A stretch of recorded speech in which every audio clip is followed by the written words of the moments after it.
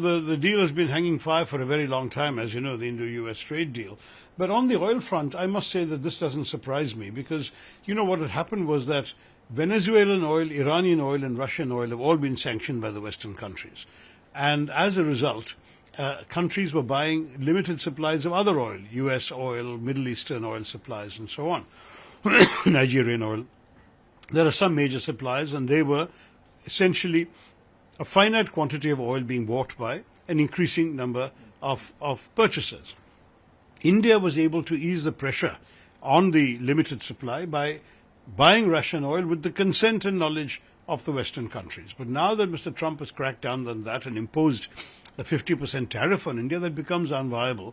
And even for companies buying sanctioned Russian oil, they too face the prospect of facing sanctions from the US and others, and they have other businesses they have to think about.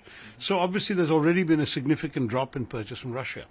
Now, if you don't increase that from another source, inevitably oil prices would increase everywhere, because what's happening is more buyers focusing on limited quantities of a certain item, in this case oil.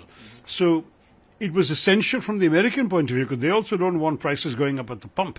The American voter would be affected.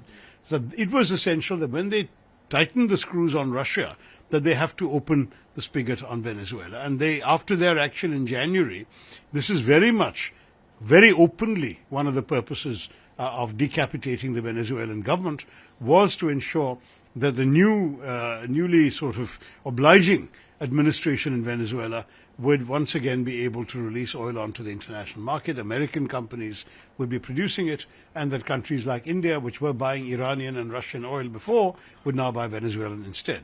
But the logic is, from India's point of view, it will not cost us significantly more, because world oil prices will remain stable, since you've got two countries sanctioned, but a third one is being unsanctioned. And therefore the amount of oil coming into the global oil pool will ensure that prices remain stable.